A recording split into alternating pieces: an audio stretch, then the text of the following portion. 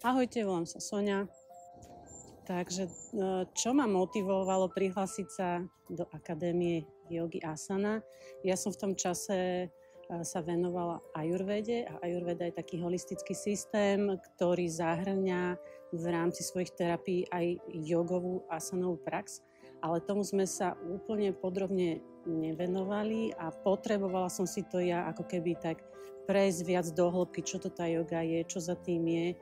A keď som sa dostala k asane, ku akadémii, tak mi to úplne docvaklo, že to je to, čo hľadám, pretože to bolo dvojročné štúdium, čiže dostatok času ísť podrobne, ísť do hĺbky, aj čo sa týka fyzických cvičení, aj čo sa týka filozofie, ktorá za tým je. Čiže to pre mňa bolo, že áno, že toto chcem. No, vzdelávanie doposiaľ, veľké výzvy, veľký sebarozvoj,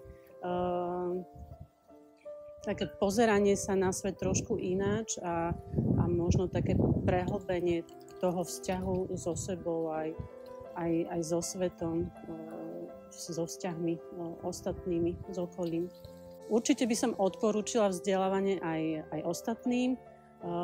Možno to nie je úplne akože cesta pre každého, ale podľa mňa každý by si mal skúsiť sa tak trošku zvedomiť v tomto uponáhlanom svete a mať možnosť sa zamýšľať nad niektorými vecami a niektoré veci si vyskúšať a možno dostať sa cez aj svoje strachy alebo obavy, emócie za ďalšie vrstvy svojho ja.